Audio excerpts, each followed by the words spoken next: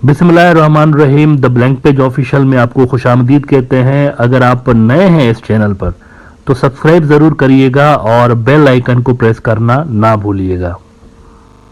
India के अंदर ये एक थ्योरी फ्लोट की जाती है, एक आइडिया फ्लोट किया जाता है कि इंडिया अगला विश्व गुरु बनने जा रहा है और इंडिया जो है वो चाइना को रिप्लेस कर लेगा इकोनॉमिक टर्म्स में, यानी कि दुनिया का जो नेक्स्ट चाइना है वो इंडिया है। और इसी सिलसिले में एक दो डेवलपमेंट्स ऐसी भी हुई हैं जिसको बहुत ज़्यादा हाइप भी दी जा रही है। मिसाल के तौर पर आईफोन वालों ने अपनी जो प्रोडक्शन है उसका कुछ हिस्सा चाइना से इंडिया में शिफ्ट करने का ऐलान किया हुआ है, तो इसको बहुत ज़्यादा हाइप दी जा रही है कि देखें ऑलरेडी इंडिया रिप्लेस करने लगा है चाइना को। अब देखें चाइना जो है ना ये 17 ट्रिलियन डॉलर से ज़्यादा की इकोनॉमी है, उसके मुकाबले में जो इंडिया है वो 3 पॉइंट समथिंग ट्रिलियन डॉलर्स की इकोनॉमी है अभी तक। मोदी साहब ने ऐलान तो ज़रूर किया था कि मैं 2020 तक इंडिया को 5 ट्रिलियन डॉलर्स की इकोनॉमी बनाऊंगा, लेकिन ये 2023 आ गया है, अभी तक इंडिया की जो इकोनॉमी है वो 5 ट्रिलियन डॉलर्स की नहीं बनी। अब आते हैं इस सवाल के ऊपर कि इंडिया में क्या वाकई इतना पोटेंशियल है कि वो चाइना को रिप्लेस कर सके ग्लोबल स्टेज पे। देखें ना, अमेरिका और वेस्ट वाले कोशिश तो कर रहे हैं कि सप्लाई चेन पर ये जो दुनिया डिपेंडेंट है चाइना के ऊपर, इसको ज़रा डाइवर्सिफाई किया जा सके और अपने अल्टरनेट क्रिएट किए जा सके। इसी को लेकर भी इंडिया के अंदर मोदी साहब और बाकी भी बहुत सारे ऐसे लोग हैं जो समझते हैं कि हमें वेस्ट की अगर सपोर्ट मिल जाए, वेस्ट का समर्थन मिल जाए, तो हम सप्लाई चेन के हवाले से दुनिया में एक दूसरा चाइना बन के इमर्ज हो सकते हैं। और उनकी जानिब से वेस्ट की बेजा जो सपोर्ट की जा रही है, कई जगहों पे वो ऐसे ही फजूल में भी हिमायत कर रहे हैं, इंडिया के इंटरेस्ट के खिलाफ जाकर भी वेस्ट की हिमायत कर रहे हैं। तो इसके पीछे लॉजिक ये दी जाती है कि वेस्ट में इंडिया बहुत ज़्यादा पोटेंशियल देख रहा है कि ये इनको बिजनेस देंगे और चाइना से सप्लाई चेन डाइवर्ट करने में इनकी हेल्प करेंगे। मिसाल के तौर पर देखिए आईफोन जो है वो अमेरिकन कंपनी है, तो आ गई ना यहाँ पे, कुछ हिस्सा उनका आ गया ना यहाँ पे इंडिया के अंदर। तो इसी तरह से वो समझते हैं कि अगर अमेरिका और यूरोप के टॉप की जो ब्रांड्स हैं वो अगर इंडिया के अंदर आके फैसिलिटीज़ लगाते हैं अपनी और यहाँ पर मैन्युफैक्चरिंग वगैरह करते हैं, तो इससे इंडिया को हेल्प होगा, मेक इन इंडिया कैंपेन को हेल्प होगा और इंडिया एक नया चाइना बन के इमर्ज हो सकता है। ये एक ख्याल है, लेकिन ये कितना प्रैक्टिकल है, इसके अंदर कितनी जान है, इस हवाले से साउथ चाइना मॉर्निंग पोस्ट में 2 रोज़ पहले एक इंटरेस्टिंग आर्टिकल लगा है। इसमें वो कह रहे हैं कि is India ready to take China's place in the global economy, that's just wishful thinking. Australia and other US allies looking for potential trade and investment partners to reduce their reliance on China are knocking on India's door. But India's modest economic size, challenging investment environment and substandard infrastructure are major deterrents to fruitful collaboration. यानी वो कह रहे हैं कि देखिए Australia और America और इनके जो इत्तेहादी हैं वेस्ट वाले, ये सारे दरवाज़ा तो खटखटा रहे हैं इंडिया का ट्रेड और इन्वेस्टमेंट के हवाले से। वो ज़रा डिपेंडेंस कम हो जाए तो चाइना की वजह ज़रा इंडिया को तैयार करते हैं। लेकिन वो कह रहे हैं कि मसला ये है कि इंडिया की इकोनॉमिक साइज़ ही छोटी सी है और इन्वेस्टमेंट की इन्वायरमेंट नहीं है इंडिया के अंदर, और ना ही वो जो इंफ्रास्ट्रक्चर वहाँ पर बना हुआ है, रोड्स और कनेक्टिविटी के जो सिस्टम्स वहाँ पर बने हुए कुछ ज़्यादा बेहतर है नहीं। और इसी में साउथ चाइना मॉर्निंग पोस्ट ने बड़ी कमाल की बात लिखी है। वो कह रहे हैं कि comparing China to India is like comparing apples with oranges, यानी इंडिया और चाइना को कंपेयर करना ऐसे ही है जैसे एप्पल और ऑरेंज को आप कंपेयर कर रहे हो। With the only similarity being their billion plus population, the United States is encouraging its allies like Australia to get big on India as the slow process of decoupling investments from China begins. अब वो देखें मसला यहाँ पर India के लिए क्या है।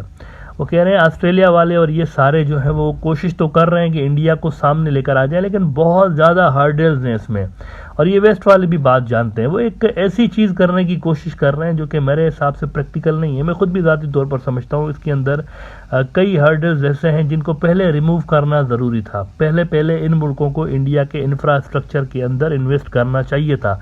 पहले इंडिया के अंदर ज़रा वो माहौल तो बनाए ना ये लोग, जो कि ज़रूरी है चाइना को रिप्लेस करने के लिए। ना तो इंडिया के पास उस लेवल की पावर जनरेटिंग कैपेसिटी है कि वो दुनिया की फैक्ट्री बनने के लिए उतनी रिक्वायर्ड क्वांटिटी में यानी बिजली पैदा कर सके। कारखाने चलने के लिए बिजली चाहिए होगी, वो इंडिया के पास नहीं है। इंडिया का रेल का नेटवर्क इतना बड़ा नहीं है चाइना के जैसा कि वो इतनी बड़ी मैसिव जो टारगेट है उसको सपोर्ट कर सके। और इसके अलावा इंडिया के पास वो जो उन्होंने बात की साउथ चाइना मॉर्निंग पोस्ट वालों ने कि इंफ्रास्ट्रक्चर भी नहीं है, प्लस इंडिया के पास उस रिक्वायर्ड लेवल का लीगल सिस्टम भी नहीं है। ये बहुत इंपॉर्टेंट बात आपको बता रहा हूँ। इंडिया के अंदर जो कॉन्ट्रैक्ट इन्फोर्समेंट है ना, कि आपने अगर बाहर से आके इंडिया के अंदर इन्वेस्ट किया किसी लोकल बंदे इन्फ्लुएंसर के साथ, तो आपके पैसे बचेंगे नहीं बचेंगे, आपका जो कॉन्ट्रेक्चुअल राइट है वो आपको मिलेगा या नहीं मिलेगा वो भी गारंटीड नहीं है। सबसे बड़ा मिसाल आपको दे दूं, अडानी का स्कैंडल जो आया हुआ है। अब अडानी का स्कैंडल ये जाहिर कर रहा है कि स्टेट की जानिब से इलीगल फेवर्स दी गई, एक बंदे को, लोकल बंदे को इलीगल फेवर्स दी गई।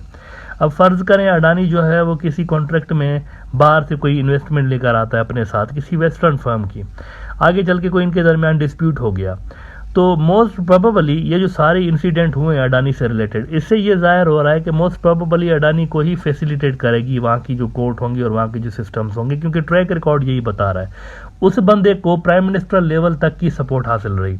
तो लिहाजा कंट्रैक्ट की इन्फोर्समेंट जो है ना, जो लीगल बिजनेस लॉज है इंडिया के अंदर, वो की ज़्यादा मुनासिब नहीं है। इंडिया की जो जुडिशरी है उसका कोई बहुत अच्छा ट्रैक रिकॉर्ड नहीं है आलमी सतह पर अगर आप देखें। वैसे पाकिस्तान की जुडिशरी की भी मैं तारीफ नहीं कर रहा हूँ, और बांग्लादेश की, वो भी लिस्ट के अंदर अगर देखेंगे तो बहुत पीछे है, इनका भी नाम कोई ज़्यादा ऊपर नहीं आता रैंकिंग के अंदर। लेकिन ये जो दो मुल्क हैं साउथ एशिया के, बाकी ये क्लेम तो नहीं करते कि हम चाइना का रिप्लेसमेंट बनेंगे, ना ही वेस्ट वाले इनके ऊपर इतना हाथ रखते हैं, लेकिन इंडिया तो क्लेम करता है।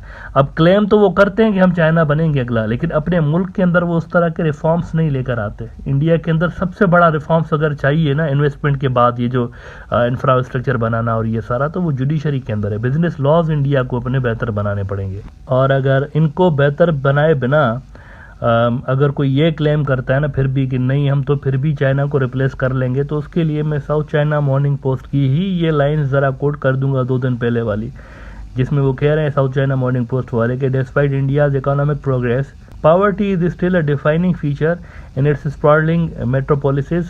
Former Reserve Bank of India Governor Raghuram Rajan has also weighed in on an India-China competition, stating the argument that India will replace China is very premature. ये इंडिया का अपना स्टेट बैंक का governor कह रहा है। The argument that India will replace China is very premature as India is a much smaller economy as of now. तो economy की size का मसला है, इतना पैसा इंडिया के पास है नहीं ग्लोबल एम्बिशंस को पूरा करने के लिए, डीप पॉकेट्स नहीं है उनके पास।